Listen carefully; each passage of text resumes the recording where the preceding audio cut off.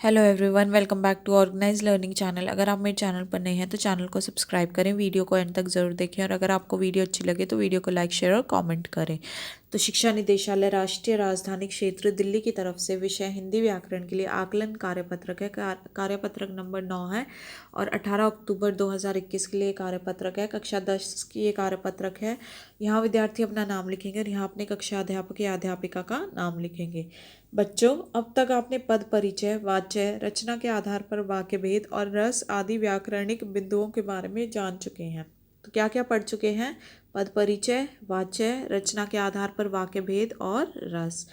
इस कार्यपत्रक के माध्यम से उन्हीं व्याकरणिक बिंदुओं का अभ्यास करेंगे। तो अब तक जो ये हम व्याकरणिक बिंदु पढ़ चुके हैं, आज इसी कार्यपत्रक से हम इन्हीं बिंदुओं का अभ्यास करेंगे। इस कार्यपत्रक में पद परिचय, वाच्य, रचना के आधार पर वाक्य भेद और रस से संबंधित बहुविकल्पी प्रश्न दिए गए हैं। तो इस कार्यपत्रक में हमें पद परिचय, वाच्य, रचना के आधार पर वाक्य भेद और रस से संबंधित कुछ बहुविकल्पीय प्रश्न जो हैं वो दिए गए हैं। तो आइए इन प्रश्नों का अभ्यास करें। तो हम इन प्रश्नों का अभ्यास करते हैं। निम्नलिखित प्रश्नों के सही विकल्प के सम्मुख बने गोले को पेंसिल और पेन से भरिए। तो हमें प्रश्न दिए हुए हैं, उनके 4 विकल्प दिए हुए हैं। जो सही विकल्प है उसके सामने वाले गोले को हमें पेंसिल या पेन से भरना है। तो पहला प्रश्न क्या है हमारे पास? वाक्य में प्रयुक्त शब्द कहलाते हैं। जो शब्द वाक्य में प्रयुक्त होते हैं उनको क्या बोलते हैं? उनको हम बोलते हैं पद। इसलिए बी विकल्प जो है वो सही हो जाएगा। दूसरा प्रश्न है, पद परिचय के स्थान पर अन्य शब्द प्रयुक्त होते हैं। पद परिचय के अलावा मतलब जो पद परिचय को हम और क्या क्या बोलते हैं? तो वो पद व्याख्या भी बोलते हैं और पदान्वय भी बोलते हैं। तो इसलिए एवं बी दोनों।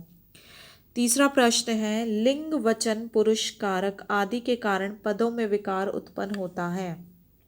तो उसे क्या बोलेंगे? अगर कोई विकार उत्पन्न होता है लिंग, वचन, पुरुष, कारक में पदों में विकार उत्पन्न होता है तो उसे बोलते हैं विकारी शब्द। तो इसलिए बी ऑप्शन जो है वो सही हो जाएगा। चौथा प्रश्न है, शिक्षक द्वारा कक्षा में वाद विवाद प्रतियोगिता आयोजित की गई। तो वाक्य में प्रयुक्त वाच्य है। तो शिक्षक द्वारा कक्षा में एक वाद विवाद प्रतियोगिता, तो द्वारा से हम पहचान सकते हैं ये किस तरह का वाच्य है? कर्म वाच्य है। पांचवा है, मुझसे पढ़ा नहीं जाता। वाक्य में प्रयुक्त वाच्य है। तो देखो, मुझसे, तुमसे या मुझसे ये काम नहीं होता, तो ये होता है हमारा भाववाच्य। ठीक है। अगला है, बच्चे मैदान में खेल रहे हैं। रचना के आधार पर वाक्य भेद है। तो बच्चे मैदान में खेल रहे हैं, ये बिल्कुल सरल वाक्य है, तो ये ऑप्शन जो है वो सही हो जाएगा। अगला है, मैं जानता हूँ कि बारिश होने वाली है। उपवाक्य का भेद लिखिए। तो देखिए, हमने उपवाक्य का पहले भी देखा था कि अगर होता है तो वो होता है संज्ञा उपवाक्य। आठवां प्रश्न देखते हैं। आठवां प्रश्न है हमारे पास, वे भाव जो मन में स्थायी रूप से स्थापित रहते हैं, तो उन्हें क्या बोलेंगे? जो स्थायी रूप से मन में भाव स्थापित रहते हैं, स्थायी भाव। नौवां प्रश्न है, श्रृंगार रस का स्थायी भाव क्या होता है? तो श्रृंगार रस का स्थायी भाव रति होता है। 10वां प्रश्न है, बोले चितै परसू की ओरा, रे सठ सुनेहु सुभाव न मोरा, बालकु बोली बधो नहीं तो ही, केवल मुनि जड़ जानहि मोहि। तो इस पद में रस कौन सा है? तो ये पूरा पद जो है इसमें हमारा विभत्स रस है। तो आशा है आपको ये प्रश्न समझ में आए होंगे। और इसी के साथ साथ कोरोना से बचने के लिए नियमित रूप से अपने हाथों को साबुन और पानी से धोते रहना है।